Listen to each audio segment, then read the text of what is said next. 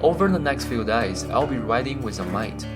We'll leave the bustling urban chaos of Sydney behind and head into the remote rural region of New South Wales. We will pass through the gateway to the Australian desert, explore wilderness of Aussie Outback, riding big miles and camping next to our bikes, visit the original Mad Max film set, and finally reach Broken Hill, the true gateway to no man's land. At least that was the plan.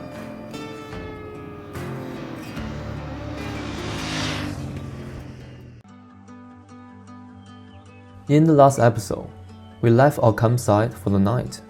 We found a place to fix Nixon's bike by sheer luck. We finally hit the right dust trail of the Aussie desert, heading toward Mungo National Park.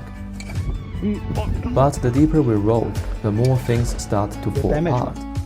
We kept going, dodging pothole by day and dodging wildlife in the dark. Our plan was completely scrambled. What do we do next? The sun was already up, a new day has begun. After yesterday's chaos, I slept like a baby. There's something magical about sleeping on a proper bed after a night on a rough ground, plus a hot afternoon workout in the middle of nowhere. This old homestay was perfect. We had food, a warm shower, clean clothes, and power. Nixon was up early, quietly reflecting on yesterday's crash. The front crash bar, bend it in to push everything inward. Your front windscreen is completely gone, but this is reduced buffeting to the next level. His 450MT looks intact, still tracked straight, no major damage. But our plan? Not so much. Obviously, Mungo National Park is no longer an option, and we have a booking reserved at the Whitecliff Underground Hotel tonight, and we should try to use it. So the current plan is I head directly to Broken Hill through Menindee, where Nixon can take his time to properly pack up, maybe fix his bike a little bit, and we can regroup at Whitecliff. The desert has its own mood. I watch a dark cloud rolling in, and then it started raining. It's raining pretty bad now. This will delay my departure for sure. It didn't last long, a few heavy minutes, and the sky was blue again. Just another reminder that out here, you are not in control. Have a safe one.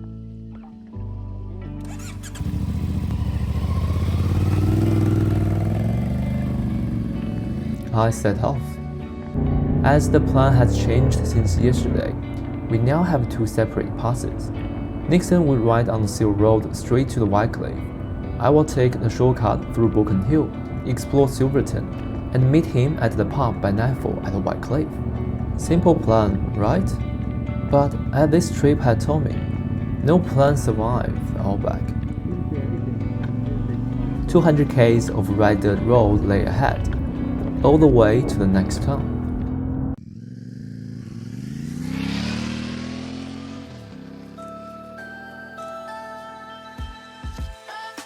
I'm on the dusty red road again. The first 20 minutes was nerve-wracking. Technically, the road wasn't difficult, no worse than yesterday, but the image of Nixon's fall was always at the back of my mind. Riding solo, the risk felt heavier. What if I was the one who crashed in the sand today? What if I broke something out here?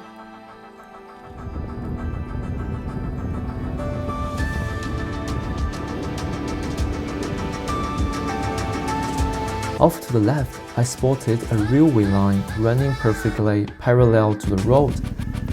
I had to stop and take a look. There were no bends, no turns, just endless track. It was one of the best signs I have seen in a long time. And head to nowhere.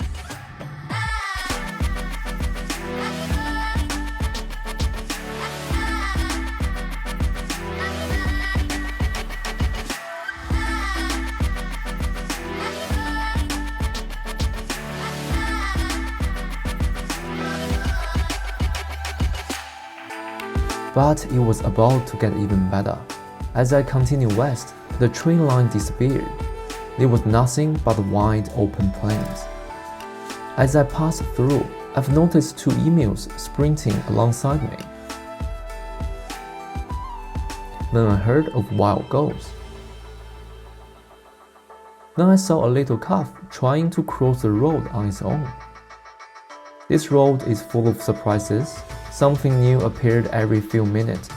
I stopped often, falling further and further behind time, but enjoying every second.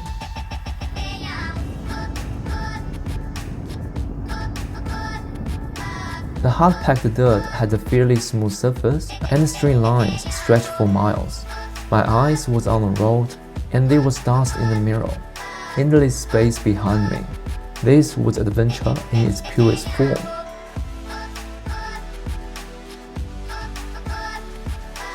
The terrain changed again. The road widened. I could see deep ruts left by 4x4s. The mud still looks fresh, the kind you don't want to get stuck in. Luckily, the edge of the road was firm. I waved from side to side, changing lines depending on which side looks better. As I rode into open field, I decided to send the drone up, and I saw one of the best views yet.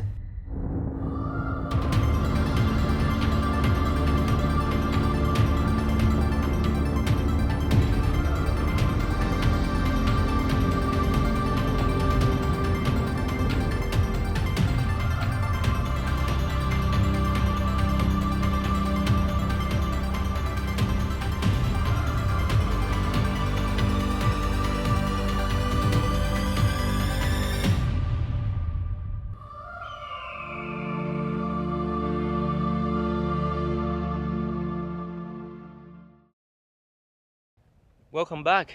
While I stopped for a breather, I took another look at the bike. The 450MT was thriving. The soft front brake worked perfectly on this road, and the tubeless spoke wheel was certainly an asset. My luggage setup helped too. I knew the weight distribution was critical in the off-road condition. I mount everything low and tight to keep the center of gravity balanced. I put heavy items like the tent and chair on the left side, opposite to the exhaust. Lighter gears such as sleeping bags and air mattress went on the right. The tail duffel bag looks bulky, but it wasn't heavy at all. The clothes and jacket was packed in a crush bar bag. The heaviest is actually my tank bag, which was loaded with camera, a drone, and power banks. Wasn't ideal for center of gravity, but they are essential for capturing the story on this trip. Those flies, they are everywhere. Let's continue the trip.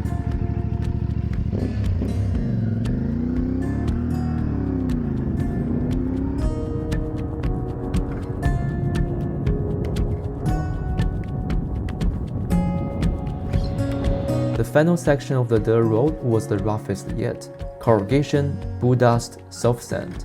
But as I rode my way here, my skill and confidence on sand greatly improved. I stood up and moved my body toward the back of the bike, almost touching the tailbag.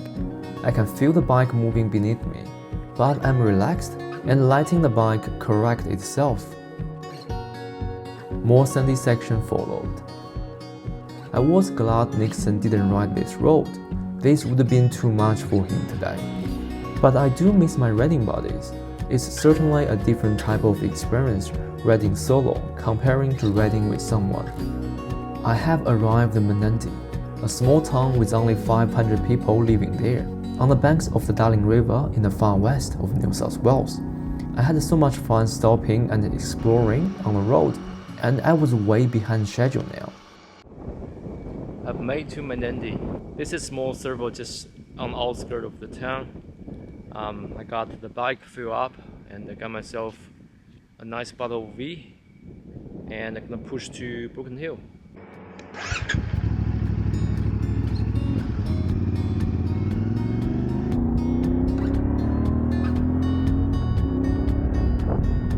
There are some huge water systems in this area. I want to see the famous lake and the Kachinga National Park before moving on.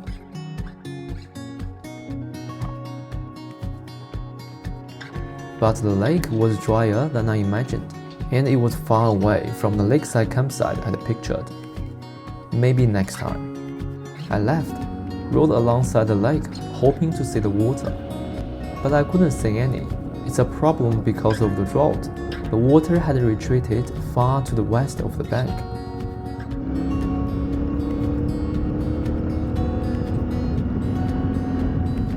I headed back to the tarmac, and my next stop was Broken Hill. The road conditions from Menindee are excellent, either freshly sealed or preserved by the dry desert air.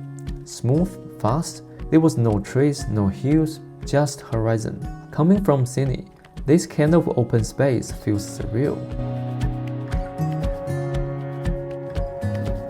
I didn't have the chance to inflate my tire at the last fuel stop.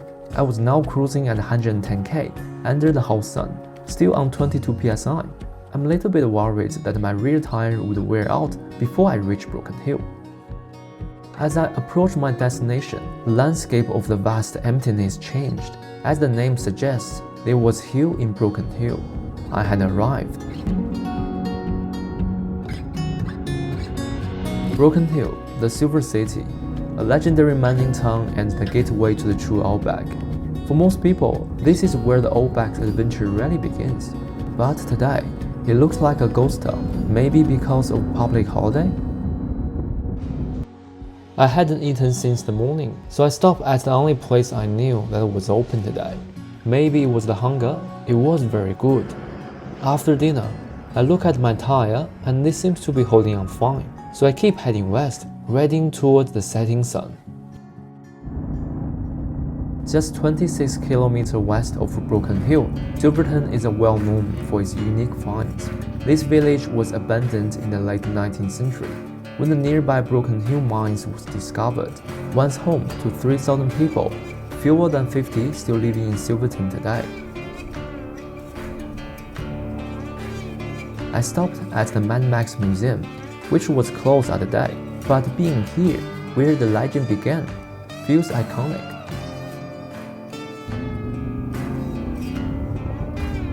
I continued riding west.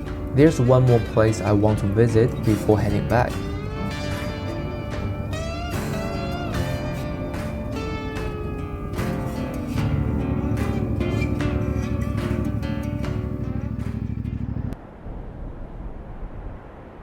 This is where the road vanished into distance.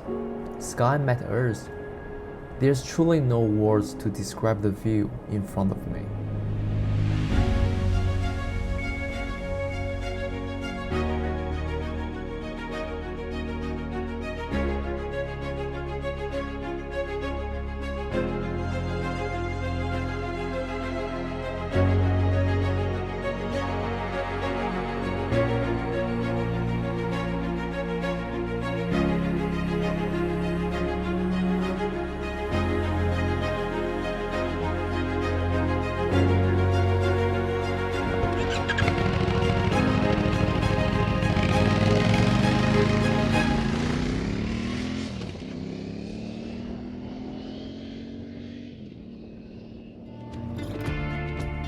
The Mundi lookout is best known for its sunset.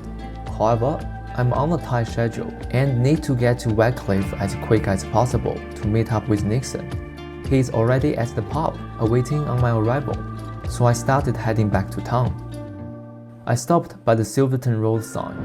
I'm late to Silverton.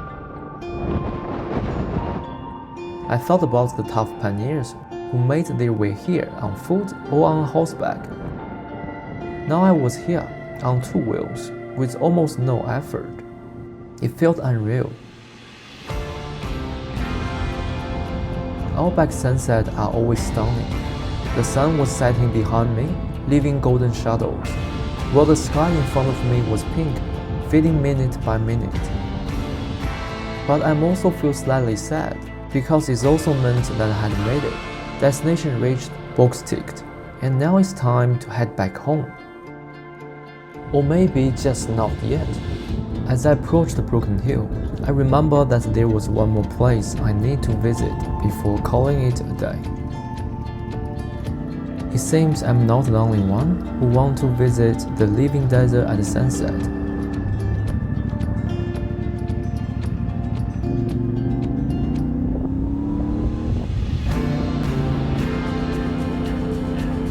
There are 12 sandstone sculptures in the middle of the desert, on top of the sundown hill. I arrived just in time to catch the last light. It was the perfect way to end the day. I walked up the hill.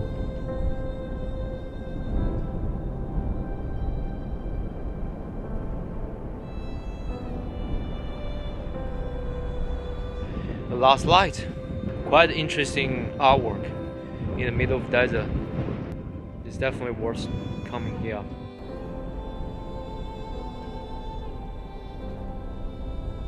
You can definitely hear the wind howling.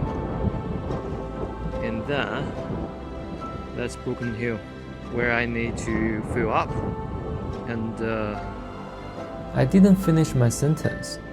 In fact, at this point, I really don't know what I'll be doing next. As the last of the light faded away and all other cars drove out, I left the lookout, heading back to town. For the whole day, I was enjoying the view so much that I lost track of time and forgot my goals of making to my accommodation for the night. Now I found myself in the same situation again, alone and in the dark. Time for a reality check. It's a 3 hours ride on the highway from here to Wycliffe, and it would take even longer if I rode slowly. I stopped at the petrol station in Broken Hill while I weighted up my options. With a higher chance of hitting a kangaroo or a mountain goat, is it really worth the risk to ride in the dark again just to arrive at the hotel at midnight? Or should I just find somewhere locally to stay for the night and make up the time tomorrow morning? I've made up my mind. This is better. I called a few places and got the last spot.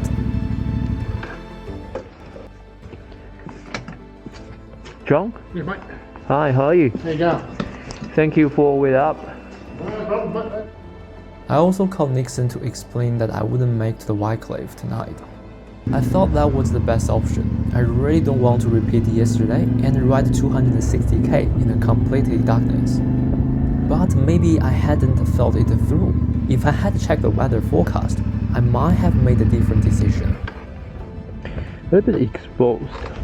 My designated bad. spot was rough. It was next to the highway, there was no windbreak, there was just mulch instead of grass. I also have to move my bike to use as a windbreak. right now I'm just staying in the caravan park's kitchen where they have light. No one's here. They have power here, so I'm just charging my stuff and also having a nice hot cocoa which I brought with me. I just took a shower, had set up the tent. It was particularly windy outside. I'd rather not stay in it until I absolutely have to. I'm not sure if I actually made the right decision to stay here, or should I actually keep riding to Wycliffe where they have a bed, maybe a warm meal waiting for me. I used a luggage strap to create an innovative mounting point to keep the tent from flying off. It was very difficult to set up the tent, probably because we're in the desert.